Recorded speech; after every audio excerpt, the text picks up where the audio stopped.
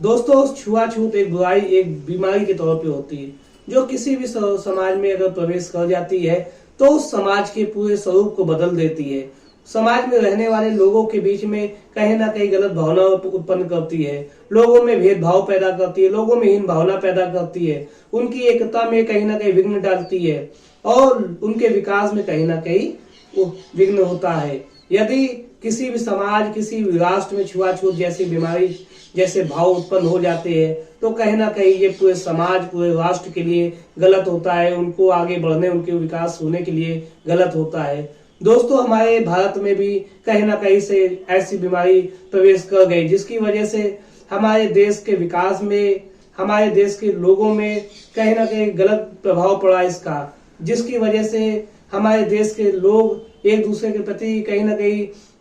हीन भावना रखने लगे, लोगों को एक दूसरे को नीचा दिखाने का एक ना कहीं एक साधन मिल गया ये। दोस्तों, छुआछूत जो है इसको खत्म करने के लिए हमारे क्रांतिकारी, हमारे महान लोगों ने बहुत बार आवाज उठाई और बहुत ऐसे प्रयास किए जिसकी वजह से ये कहीं ना कहीं कम तो हुई लेकिन खत्म नहीं हुई। हमारा देश जब आजाद हुआ तो आजादी के बाद भारतीय संविधान में इसी बीमारी को खत्म करने के लिए आर्टिकल 17 को जोड़ा गया। आर्टिकल 17 में बताया गया कि कोई भी व्यक्ति किसी भी व्यक्ति की से छुआछूत जो उसकी जाति के विषय में होगा, जो उसके काम के विषय में होगा, यदि इस प्रकार के जिसमें ऐसे व्यक्ति के व्यक्तित्व को गिराने की बात होगी और उसको नीचा दिखाने की बात होगी, यदि कोई करता है तो उसको सजा का प्रावधान किया गया। आर्टिकल 17 और आर्टिकल 35 के माध्यम से संसद को ताकत मिली कि वह इसके खिलाफ कानून बना सके। संसद में 1955 में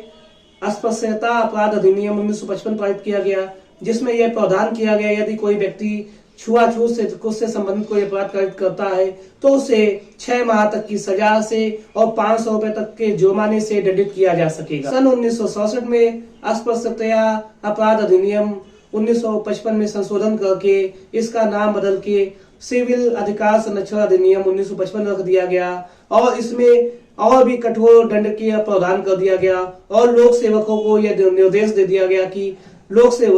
सेवकों का के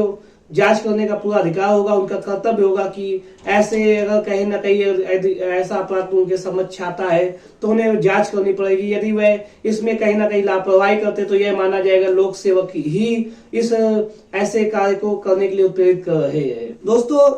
एक वाद people's union for democratic rights बनाम भारत संघ में यह कहा गया कि कोई प्राइवेट व्यक्ति भी यदि इस प्रकार का अपराध कारित करता है तो उसे भी सजा दी जाएगी। दोस्तों, आज की वीडियो के माध्यम से हम संविधान के आर्टिकल 17 को समझे, किस प्रकार से आर्टिकल 17 छुआछूत जैसी बीमारी को खत्म करने का प्रयास करता है। यदि कोई व्यक्ति इस प्रकार के कार्य करता है तो उसे दंडित करने का भी कार्य आर्टिकल 17 करता है और संसद को कानून बनाने का अधिकार भी आर्टिकल 35 के माध्यम से आर्टिकल 17 देता है। दोस्तों, यदि आपको यह वीडियो अच्छा लगा तो मेरे चैनल को सब्सक्राइब कीजिए, वीडियो को लाइक कीजिए और बेल आइकन प्रेस कीजिए जिससे मैं आगे की वीडियो की नोटिफिकेशन आप तक आसानी से पहुंचा सकूं। मेरे वीडियो से जुड़ने के लिए बहुत बहुत धन्यवाद।